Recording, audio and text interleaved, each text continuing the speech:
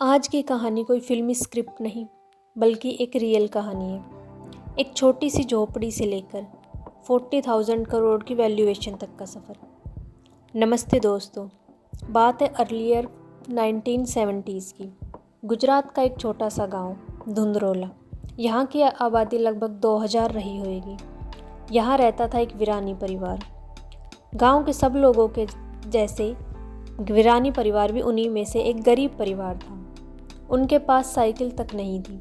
जहाँ भी जाना होता था वे पैदल ही चलकर जाते थे। पूरे गांव में बिजली तक नहीं थी। लोग फिर भी इस गरीबी में रमारम थे। गर्मियों में जब शहर से कोई गोला बेचने आता तो बच्चे बहुत खुश होते और उससे गोला लेकर खाते।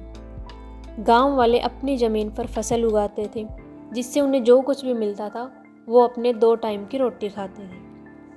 लेकिन एक दिन ऐसा हुआ कि उन्होंने आसमान की तरफ देखा और उनकी आंखें पथरा गई। बारिश हुई ही नहीं और उनकी फसलें सूख गई। बारिश हुई तो वो भी सीधे 2 महीने बाद हुई। फिर से उन्होंने हिम्मत की और फिर से अपनी फसल को बोया, लेकिन फिर से बारिश नहीं हुई और फसल खराब हो गई। अकाल की नौबत आ गई।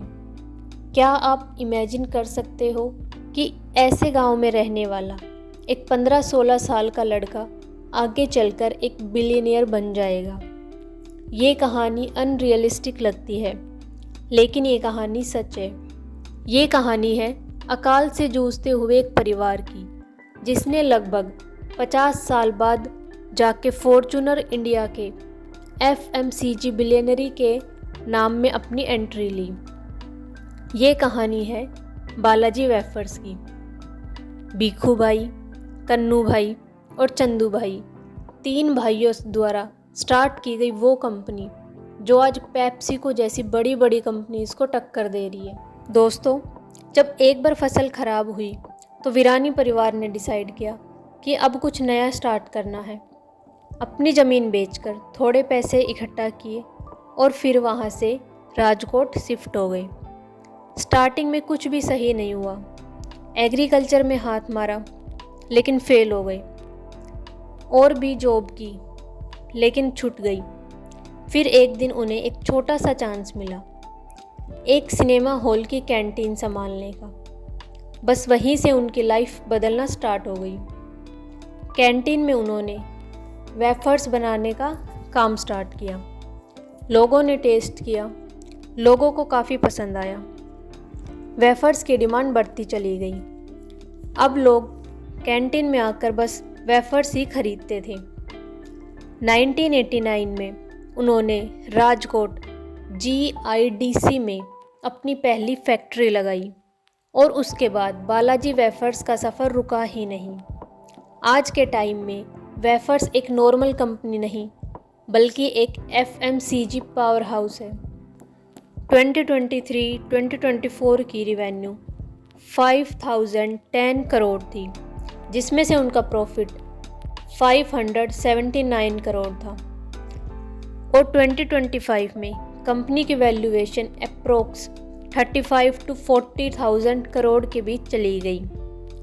और ये सब बिना हैवी एडवर्टीजमेंट के, सिर्फ quality plus price plus trust के बेसिस पर है।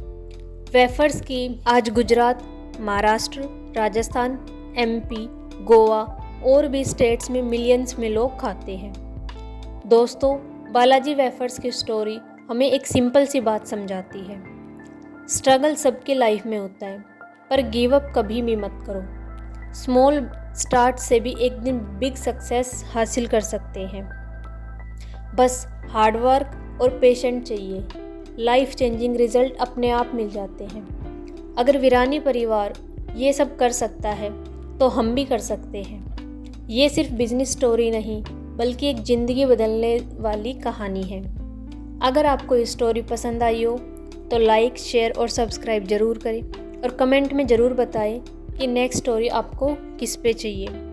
मिलते हैं नेक्स्ट वीडियो में एक और इंस्पायरिंग कहानी के साथ।